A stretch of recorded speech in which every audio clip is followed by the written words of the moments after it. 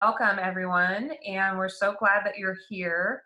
I'm just going to go over some of the logistics before turning it over to Jane, who's our founder and publisher at ACES Connection. My name is Allison, and I'm a community facilitator in the Northeast and Mid-Atlantic region. We have a couple other of our community facilitators here today. Carrie does the Southeast region, and Ingrid does the Midwest with Tennessee. And we will start off with a guest speaker on this subject, and then we invite you to participate by typing your questions and comments into the chat. Because we do have a smaller group today, it may work out to where you all can just chime in as you would like to. So we're going to play around with a different style today, but so far what we've been doing is that if you have a comment or question, you can just put it in the chat, and then I will call on you and you can unmute yourself and say your comment or question out loud. That way we're able to have a community discussion together. So thank you so much for being here and for engaging with us and for co-creating our community. And now I'm going to turn it over to Jane. Thank you, Allison. I just wanted to, before I introduce Judy, I just wanted to remind folks of why we are having these discussions, these better normal discussions. And it's because we don't want to go back to what was normal or what was considered normal. We think that that was a pretty dysfunctional place to be, and that we wanted to create a better normal. And what better people to create it than all the folks who are part of ACES Connection. And what we didn't like about or what I didn't like about the normal that we were living in was that things like it required parents to work 2 or 3 jobs to support their families. If disasters like this happen, they're up a creek without a paddle because there is no guaranteed income. There's not enough family leave for parents. There's too much hunger. People are homeless, and there's not equity in education, nor in healthcare and a bunch of other places, housing, etc., finance. So I think that we can do better. We know that with this new knowledge of ACES science, that things already can change in remarkable ways. So that's why we want to, we're having this series, is to talk about what we can do short term, but as well what we can start working on long term, because as we all know, this too shall pass. By the way, in the upper right in the chat box, I put a couple things that are pertinent to this conversation. One is a report that Blue Shield of California Foundation put out, I think it was last year, and they pretty much said that what had been the working model for preventing domestic violence or addressing it, the Duluth model, didn't work, and that we needed to come up with some other ways. So one of those people who has come up with a different way, and a very different way of thinking about it, I believe, is Judy Knapp. And the other article that I put in here, actually Judy helped me with, because she pointed me out to some people who were doing better intervention courses, and she told me the story of how she got into integrating ACES science into domestic violence programs very early on. But I just wanted to first just introduce you to Judy, who is, she runs her own organization called PreventionWORKS, and she knows that that's the case because she has lots of experience in that. I think that Judy's claim to fame is that she actually discovered the ACE study in 1998 when it was published. And I think that you are the first, you're the person the only person who I've been in touch with who actually maybe maybe Sandy Bloom as well, actually learned about ACEs science that early and started applying it early. So I'm going to just let you explain how when you learned about it, what you did with it right then. Well, hi everyone. It's nice to see your faces today. So when I first learned about the ACE study, it was really an aha moment for me, just based on my own background with trauma. So it helped me put the pieces of my life puzzle together. So I figured if it did that for me, it would certainly do it for other people. So at the time, I was Director of Education and Training for the Center for Violence-Free Relationships, formerly the El Dorado Women's Center here in El Dorado County, California. And so I asked, and not only did I apply it in my education, but I really wanted to see how it affected our batters intervention program, as well as our victims that were coming in for counseling. So I asked both those coordinators to please use the ACE score sheet in their work. And it was really life-changing for the counselors, for our batter intervention specialists to use it, to see that commonality amongst ACEs and intimate partner violence. And so that's kind of what sparked my interest, and then again, using it in all throughout our center, even in the shelter, they started using it as well. And it was kind of a game changer for the center and how we approached domestic violence and sexual assault, to dual agency. And they changed how they did things based on that ACE study and the ACE scores that they collected.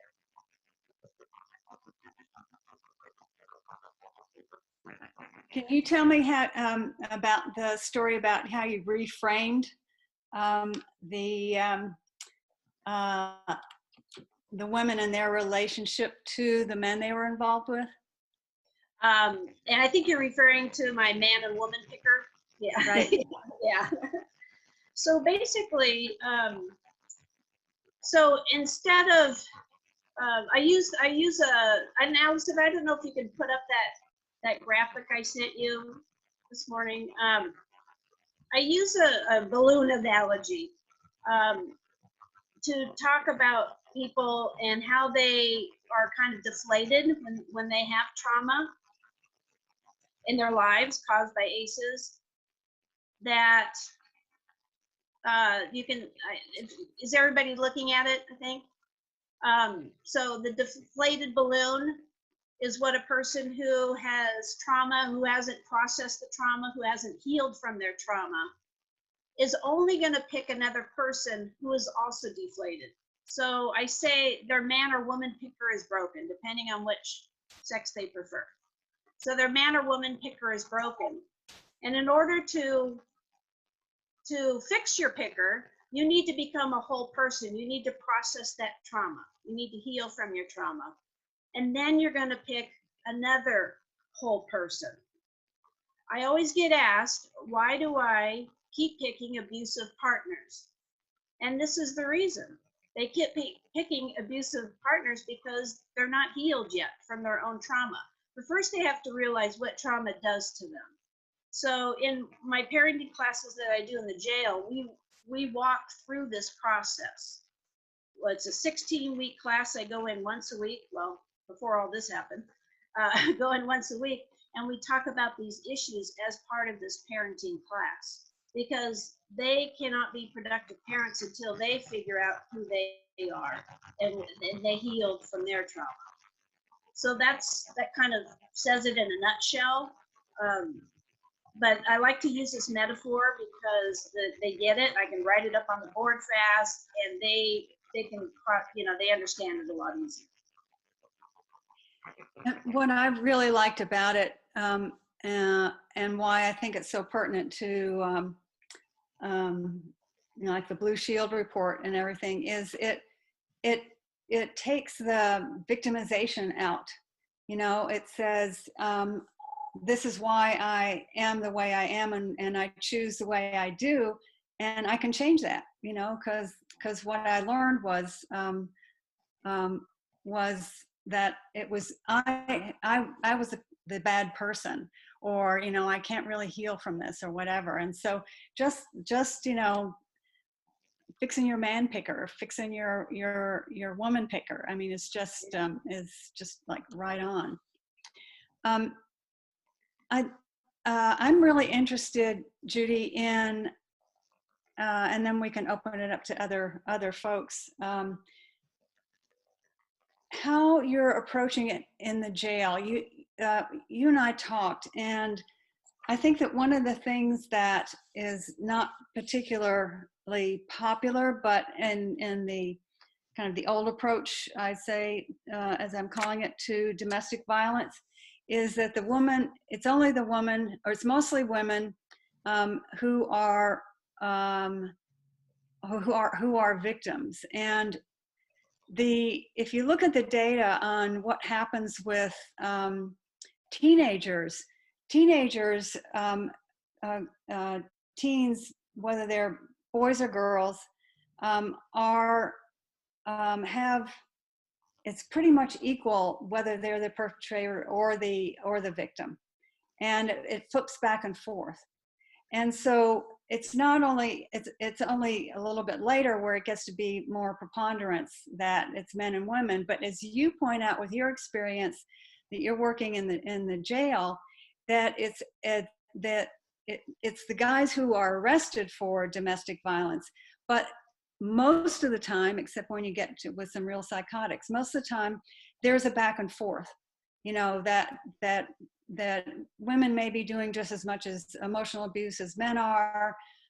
Maybe the woman didn't throw the first punch, but that has to be looked at so that we aren't on this you know, women in an abusive situation are not contributing it, or men in an abusive situation are not contributing it to it. It's more equal. So if you could talk about that a little bit, that would be very helpful. Okay. Yeah, and I'd love to mention about a study that was done. It actually was done in 2015 to actually look at those kind of factors and, you know, to determine the extent to which mediating factors from ACEs to domestic violence was happening in regards to PTSD, substance abuse, and depression. And that's exactly kind of what I do see in the jail, that if the men have been sexually abused, that there is more preponderance for intimate partner violence. And in fact, when I do the ACE score sheet with the men in jail, 60% have been sexually abused. 60%. So though that statistic goes against what we're seeing, you know, elsewhere, I think there's a lot more sexual abuse among men that's often reported, as you know, we know. But I was kind of shocked that, you know, 6 out of 10 men. But it also makes sense then that they would also have some PTSD because of that, which then leads to intimate partner violence, domestic violence. So that's something that I also incorporate into my program, are those mediating factors. So we know then that prevention programs really need to have, I talk about PTSD, depression, and substance abuse. Among men and women, substance abuse mediated the relationship between their childhood abuse and domestic violence. So it's something that's really important in prevention programs, that those mediating factors are really looked at. So when we look at those mediating factors, it makes more sense that domestic violence is a back and forth, especially among those that have ACEs, that it is a more mutual abuse than just men always being the perpetrators and women the victims. I don't see that. I have never really seen that. You know that law enforcement, and James, you probably know more about this than I do, but it's, you know, law enforcement now, when they go to a house, they have to figure out who the primary aggressor is. And when they can't, they often will arrest both parties. but a man, it can often leave a mark more so than the woman, and so the man is arrested, and then that skews the stats right there. But really, it can be very combative. The women tell me the same thing. They say they tend to be more the aggressor. So one night I do women, another night I do men. So I work with them separate. And then at the South Lake Tahoe jail, I work with another group, and it's co-ed. It's both men and women together. So it's interesting getting both of their inputs on this matter. But yeah, I mean, women, especially if they've grown up with ACEs, can be very combative because that's all they've ever known. You know, that's their normal, right? Is that that trauma is normal. So of course they're going to bring it in to their intimate relationships. In fact, I know women who have left healthy men because it was abnormal to them. It didn't feel right, and they sought out an abusive partner. So that's how hardwired it can be when you grow up with it. James, do you have anything to add to that? Actually, I want to Okay. ask James and Cenas, who's with us, to jump in if you would like, James. James has mentioned in this article that I have a link to up here in the Better Inventions program because he was doing one of the programs that I mentioned in there, and working with men and women, and doing some really innovative work with both. So James, do you want to say a little bit about how your experience is the same or different than Judy's? Am I muted, or can you hear me? Can hear you. Yeah, Judy, it's great to see you. Hope at some point to meet you in person. No, it's pretty similar in terms of my understanding of it. It's really difficult to, in this environment, have these conversations. So I'm grateful to be able to have this conversation from the perspective of there is a much higher, during the COVID, much higher incidence of abuse, sexual abuse, domestic violence, all types of abuse is going on right now in the homes. And where I struggle is when men are identified in some of these as monsters who are just looking to abuse, right? There's a lot of because of the community I'm involved in, there's a lot of people right now saying that women are, being cloistered with their abuser are going to be abused. And I don't know, so I don't even want to go there, but I guess, Judy, and I'd like you to speak to this, is I recently had a conversation where the National Domestic Violence Hotline is going off the wall in terms of calls that they're getting, and the majority of those calls are from men who are not wanting to go there, who are struggling with their anger and frustration and are asking for help. And that kind of goes against what the DV movement has said, which is that men will not seek help. So one of the things I'm working on is creating a colleague of mine is actually going to be doing a piece for Futures Without Violence. And what he's going to ask for is for the federal government to create a national domestic, I don't know about domestic violence hotline, but a hotline for men who are seeking help, and to fund that. But I'm not going to wait for that. I think there's enough of us doing this kind of work that we can create that ourselves. So I know that's not what you asked me, Jane, but in terms of, I do use ACEs in the communities that I've worked with. I've worked with men and women both, and it's not just like the figure, what you just identified about men being sexually abused. I kind of, one of the things that I hope in this new normal is that we take people out of boxes, sexual abused, homeless, mentally ill, etc. I think we know, those of us who have been working with ACEs, is generally you have more than one of these, if not 3 or 4. And you're not just growing up like I did in domestic violence, but you have neglect because, the people that are struggling go into depression. So now you're dealing with that issue. You have physical violence on top of it. So again, I hope that we start looking at all of us as individuals who, if we do suffer from any of these experiences of the ACEs, whether it be physical abuse or domestic violence or neglect or mental health issues in the home or fathers in prison, that we actually see how that impacts how we engage. And one of my teachers uses a term which I love, is what you don't transform, you transmit. And so until we all heal each other, then we go to those places that you identified in your balloon bubble.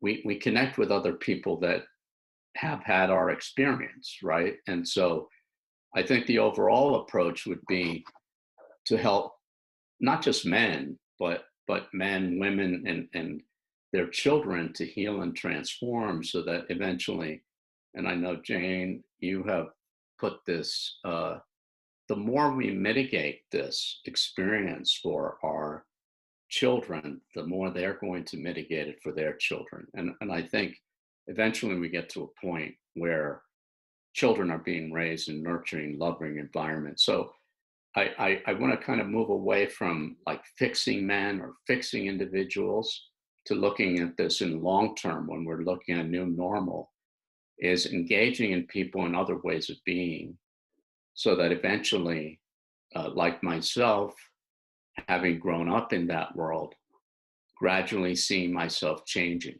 gradually seeing, how I change the lens that I wear.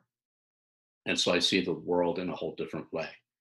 And I'm not just operating out of fear, which was my normal, but I'm operating from a place where I'm able to self-regulate. I'm able to calm myself down. I'm able to be in my thinking brain, and I can make choices around that. So I know sometimes when I talk, I'm kind of all over the place. I don't know what you got out of that, but I'm in your camp, Judy, and I hope there's more of us. And there are a number of people, Steve and his wife, Dorothy Haley, at the Family Peace Initiative are completely online now, doing this work. They also work with the prisons, and they work with families. And they're doing all their battery interventions through Zoom. And they're also doing all their trainings through Zoom.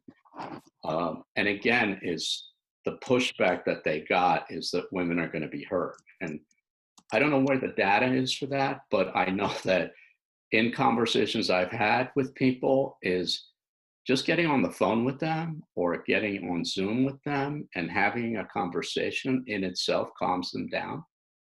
So the idea that providing these services through other means is actually going to be detrimental, like, that's something I want to address.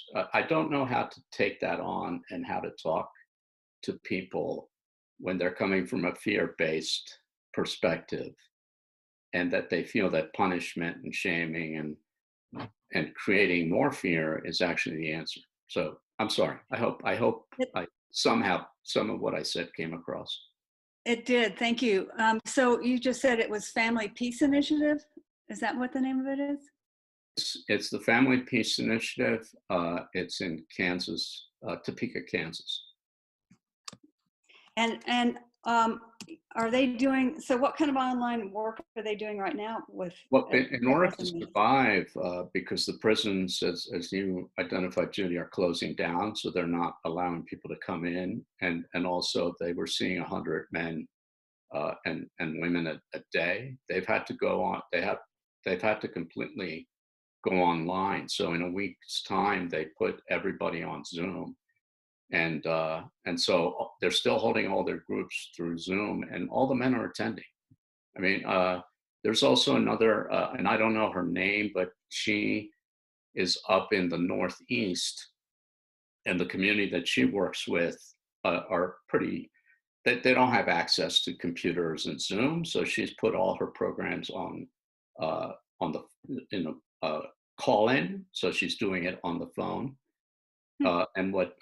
And I can get her information, but what she's identified is not only do the men show up for the phone call, they actually don't want to get off at the end of the hour and a half. They want to stay on and have continued conversation. So I think, again, as we look at new normal, I really see the potential here for us to really shift the way that we look at individuals who are struggling.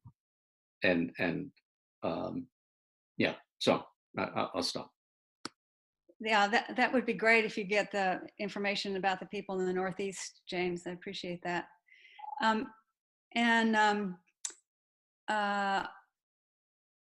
I would invite you all to ask some questions. I want to ask Judy one more.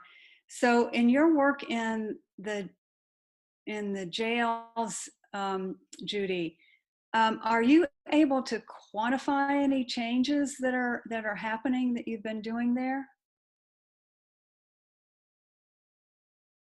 You're on mute. There you go.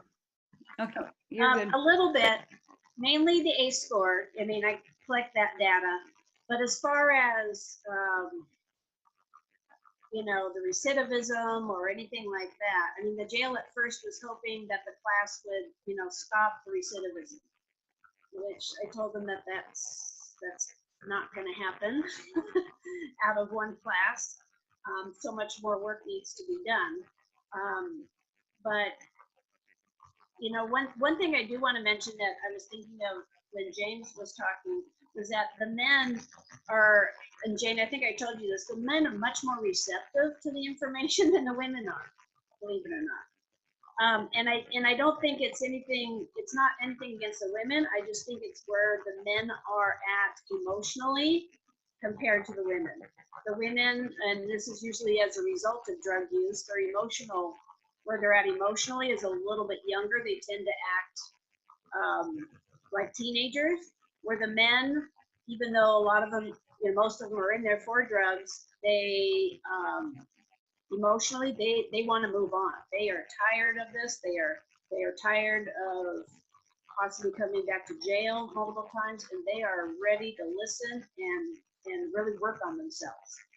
So that's been a real aha moment for me, is just like James was saying, the acceptance of men who want to learn about domestic violence, sexual assault, all of these, about how, you know, how they can be a better parent, how they can be a better person, and really change their lives. And they also want to give back. They would like to turn around. A lot of them want to be drug and alcohol counselors. They want to work in the child abuse arena. They want to be able to give back. Judy, I have a question. Sure. When you say women, you haven't noticed them being as receptive, I guess my question is just, what is it that you're wanting them to be more receptive about that's not clicking? Okay, so mainly just the information that I'm providing in my 16-week class. They tend to, I am actually going into their pods when I do this class. I am not in a classroom. I am right there on their front line. I'm where their beds are. Somebody's going to the bathroom in the corner over there. So I am right there in the pods with them. And so it seems that for the women, it's more of a social time for them to get together, whereas the men really are paying attention to me and want to learn. Whereas for women, it's them being able to come out into their main area, their living quarters, so to speak. It's more of a social time for them. And we actually do talk, I do talk about this with them. So, you know, so I don't want any elephants in the room, but it is much harder for me to work with the women than it is the men in the jail. Because of the environment, or I guess I'm not sure Well, I don't know. Part of it, I think, is where they're at emotionally. the women compared to the men, and the receptivity. The men appear to be much more receptive to this information. They, like I said, they want to change themselves. They want to be good dads. They want to. But I guess I'm trying to get at like the heart of why it's different. And so one thing that you mentioned is that men, there's like a more visceral thing of like, I don't want to go back to jail or prison, or like that kind of thing. And is it a consequences thing that's more palpable for men? And I don't have all the answers here because it's hard to know and everybody's different there. But I'm just kind of basing it on what I see when I go in and when I work with the people. The men are just a lot more receptive to the information. The women, in general, again, it's a general statement, is that they are much more, they care more about the socialness of it and getting to talk to each other versus learning the information. And like I said, I think it has a lot to do because we know substance abuse and emotional intelligence, you know, substance abuse interrupts that. And I see it really, like I can almost predict when that person has started the drug use based on their behavior and emotions. Okay. You know, and I don't see that as clearly with the men. I do with some men, some of the younger ones, but of course, brain development, that would make sense. But I see much more overall where the men are very accepting about learning about the material and like I said, really want to create change. Thank you so much for helping me understand. We did get a couple participants who want to weigh in. So Okay. First, we're going to hear from Carrie, and then Maxine, and then Susan. Great. Thanks so much, Allison. And this is a fabulous conversation. I am deeply grateful for it. And I was with James in Topeka, Kansas for the Family Peace Initiative workshop and learned so much there. And then earlier this week, Allison and I were on a Better Normal call and heard from a very passionate domestic violence counselor who spoke to something that I think we both agreed with heartily, how important it is and what a relief it is and for people who are either victims of domestic violence or perpetrators to learn about the brain science and just the simple sharing of the Dan Siegel model of, you know, how when we're activated, we flip our lids, our brains go offline. And I know from almost 26 years in recovery, in the last 10 or so years that I've talked about ACEs in meetings, there is an almost palpable, no, it is palpable. There is a sigh of relief you can hear in meetings when people hear that their childhood trauma is the cause of their addiction.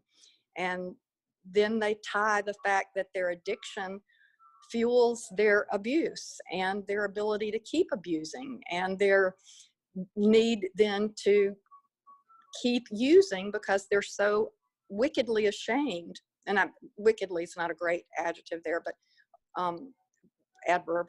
But they're so deeply ashamed that it drives them back to using again. So, oh God, if only we could get brain science locked into the 12 steps as being one of the steps, you know, admitting powerlessness, admitting that my brain was not capable of making better choices.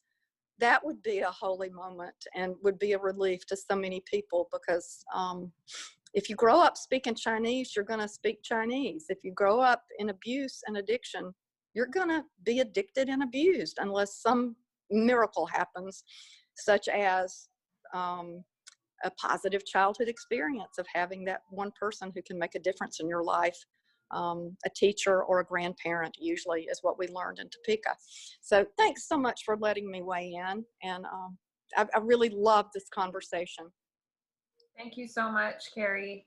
For those of you who don't know, Carrie is a community facilitator with ACES Connection. Okay, so now I'd love to hear from Susan, and then we'll hear from James. Okay, hi everybody. I'm so excited to stumble upon this conversation as well.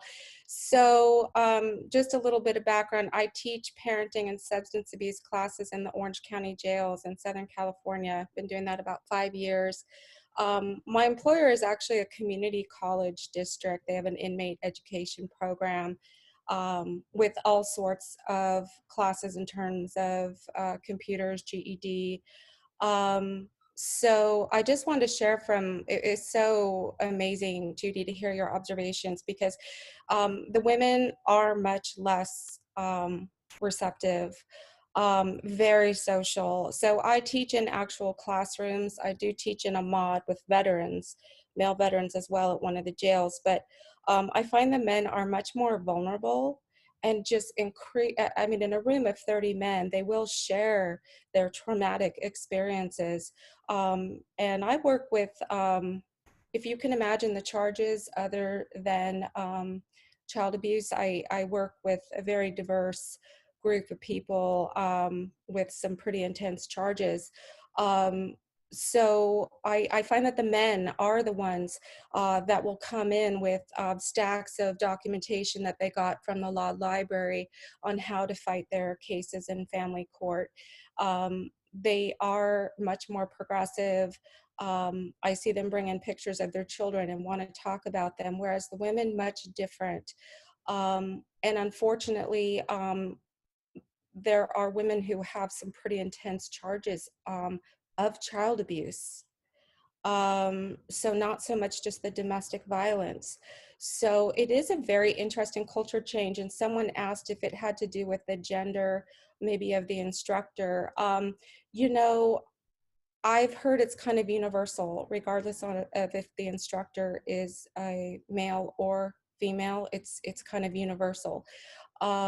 So it's just a very interesting observation. The majority of people in custody, they've done some research for charges of domestic violence and child abuse, usually correlate with alcohol. So in my substance abuse classes where we talk about addiction and carry I as well, and then recovery 11 years, we talk about those experiences, and I do use the ACES questionnaire. And again, the men eat it up. They ask me, can I bring copies to my friends back in the mods? They really, it's like you see the aha moments, and the women, not as much. Just interesting observations. So Thank you so much, Susan. We really appreciate you weighing in on the conversation. We also, James said he wanted to share an observation. James? Well, this is just an aside in terms of the ACES study. I find in the couple of years that I ran the men's and women's groups, I initially started giving the ACES right away, and I would get zeros and ones. And then in California, it's a 52-week program, and I started giving it 6 months in, and I would see 7s, 8s, 9s, 10s. So I think part of it is also developing the relationship. But what I wanted, the observation, I have my daughter here this week, spending time with me, and Dr. Linda Chamberlain's been doing this free 10-week eye rest, and I just did it with Emma. And one of the things in a conversation I noticed is, having grown up in domestic violence, she grew up with an individual that wasn't able to self-regulate, and so she suffers from anxiety and panic. Sorry.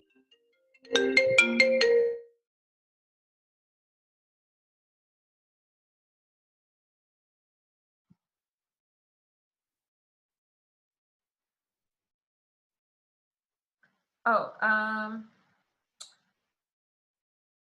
do you want to finish your My thought? phone. Sorry about Okay, that. no worries. I don't know how to do it on Zoom.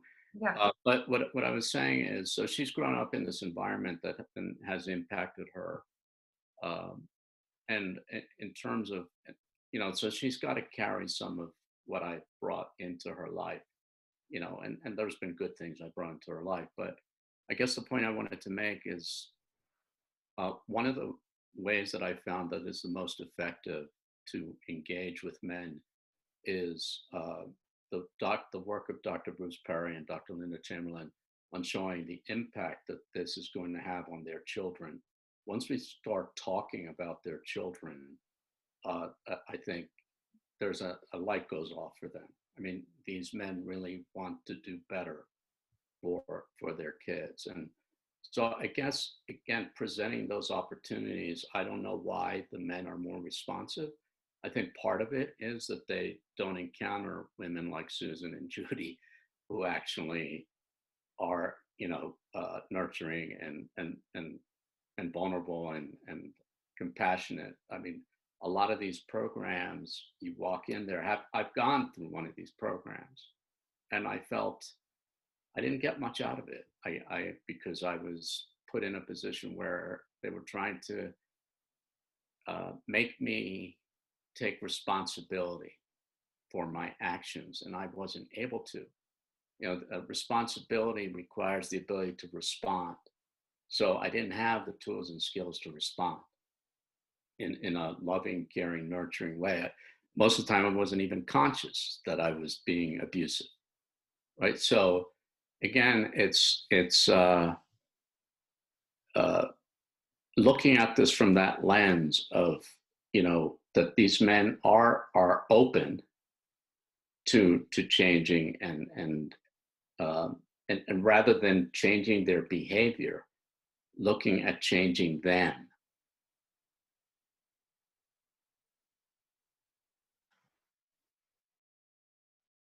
Oh. Thank you so much, James.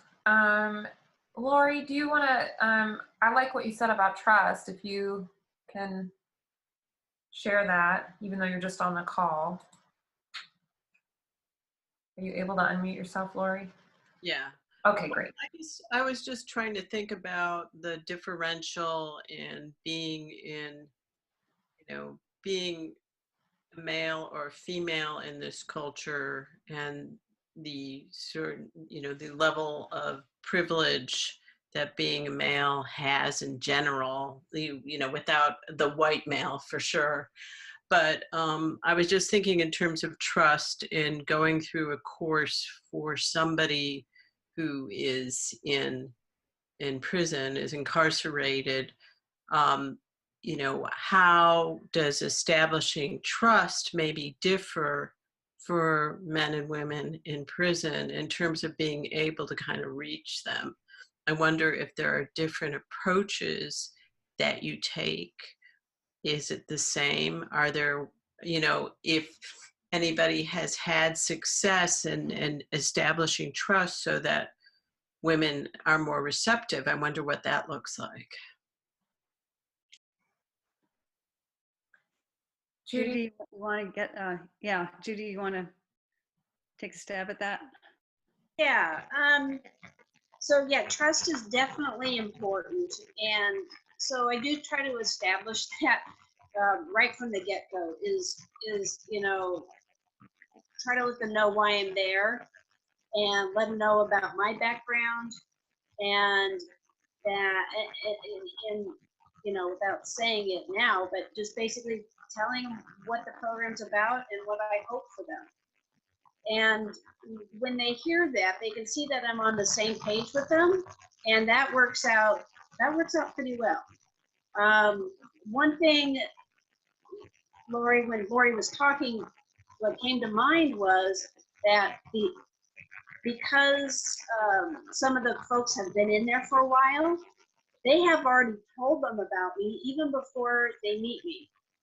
They're like, oh, you're going to be so happy, you know, when she comes in, and she'll do this and she'll do that. She'll talk to us about that, you know. So they've already kind of have this, a little bit of trust built even before they meet me, just because of the other inmates.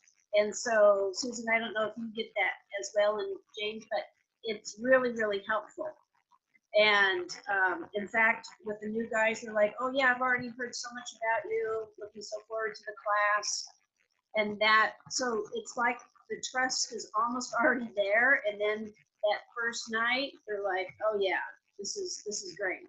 So relationships like James was talking about, so important to create that trust and that relationship with them right from the get-go. But like I said, it's already there just because of the other inmates.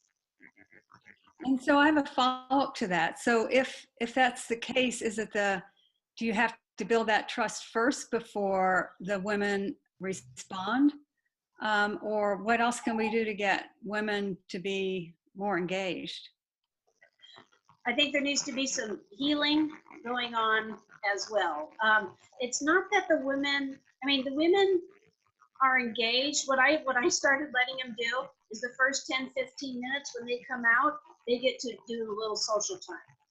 So they get to talk to each other, and I'm talking to them as well. And, so we have a little social 15 minutes so they can get that out of their system. And that has started working a lot better. So that, and then, part of the work is they have to engage with me now in the class. So that has helped a lot. But I'm still not there. And plus the room arrangement, the way, because I'm not in a classroom, that's a problem. So some of the logistics are easier with the men than it is in the women's pod. But we're working with it. And like I said, since I talk to them about it often, I talk to them about that engagement. And I do let them know, the men seem to be more engaged than you guys. How come? How can we get that same engagement over here in this room? So we do talk about it.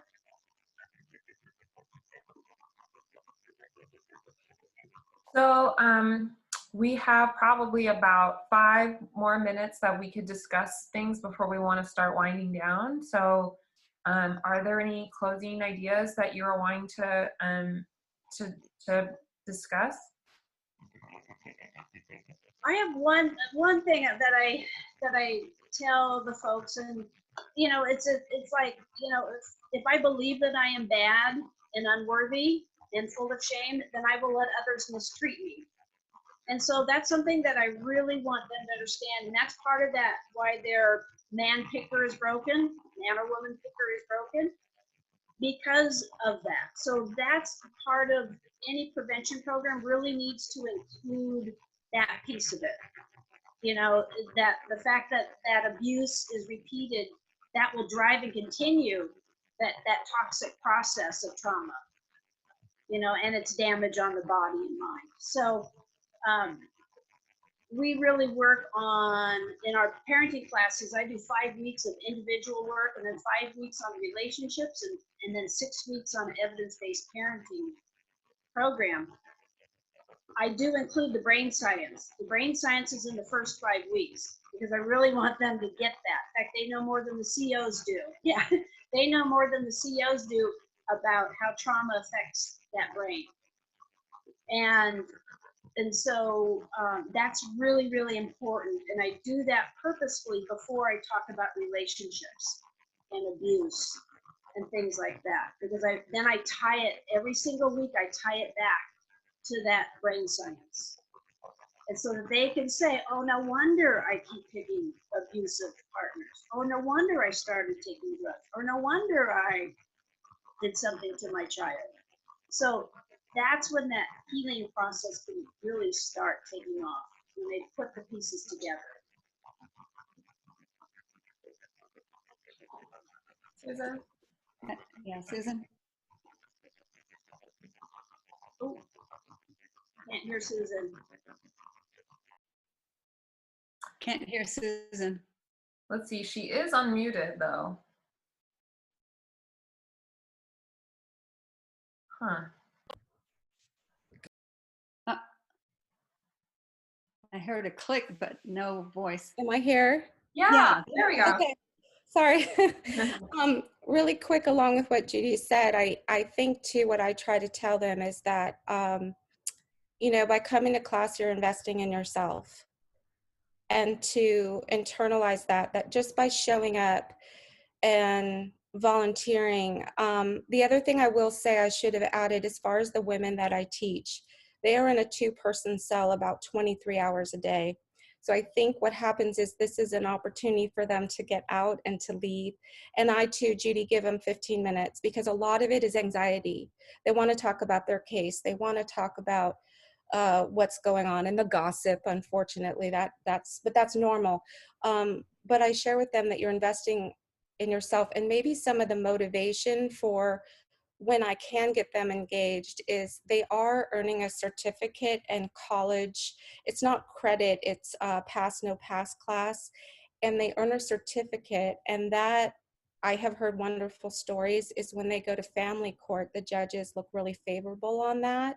So I have heard, like, one story real quick is there was a man who told me that due to taking the class and earning a certificate, that his caseworker brought his baby for a visit.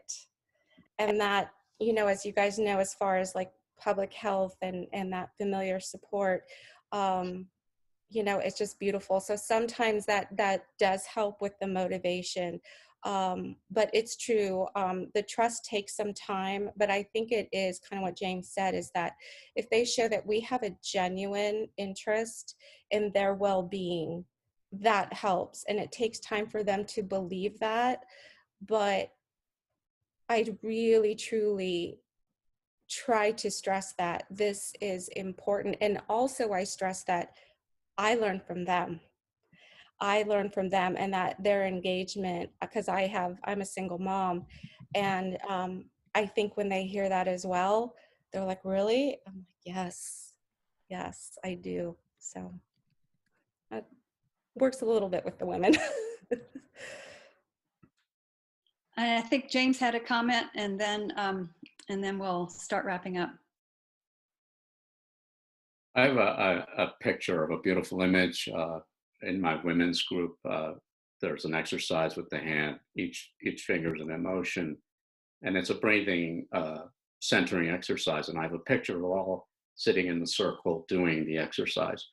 So, and I want to state that in terms of, for me, this is an interfamiliar issue. It's not a man's issue or a woman's issue. And I think, and I know that, you know, that's the conversation, but maybe we can turn it into a family issue conversation, because I think the more children that, you know, my colleague Tia Martinez did that paper for Blue Shield and identified there's not a lot of difference amongst teenagers in how they engage and being perpetrators and victims at the same time. So I think this is a great opportunity. And I'd love to continue this conversation on how do we change the narrative, right? How do we begin to speak about this as a family issue versus a man's issue or a woman's issue?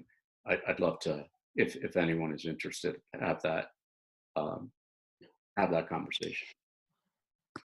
I think that's a really good point, James, and I do want to continue this conversation and talk about. I think I'm going to contact the Family Peace Initiative folks and see how they're doing what they're doing, because, you know, we're in this situation for a little while longer, and it'd be good to develop some good practices that can spread afterwards as well. So we are just about out of time. Thank you so much for coming today and for participating. Our conversations are the people who come are anywhere from 75 to, well, we have 14 today, and each group is just right. That's the thing. And so I really have learned a lot from this conversation. Judy, thank you so much for taking the time to join us with this, and thank you all for attending. We greatly appreciate it, and we'll continue. Jane, what do you think, if people are wanting to continue this conversation on ACES Connection, is there a particular community, or what do you think? Well, we have Parenting with ACES community, but I have to say we haven't addressed these issues that we talked about today directly, and I think it might be good to put a category in there, a blog category in Parenting with ACEs. You know, Parenting with ACEs started out as ACEs and domestic violence, and I realized that's not the right words. You know, we need to walk the talk, and so we changed it to Parenting with ACEs. But then we kind of got away from actually dealing with the root of the root a lot of the time. And I think that out of this conversation today, I've gotten some really good ideas, and you know, we can come back and talk about some more and start posting some things and really address this issue where we've siloed everybody, and how do we bring everybody together and say, you know, we're all in this together and are dealing with the same things, rather than the blame, shame, and punishment, as you said, James. Thanks, Jane. I just want to invite everyone to come back for more conversations next week. We post our schedule on Mondays, so you can view it on our homepage on the sidebar on the right-hand side.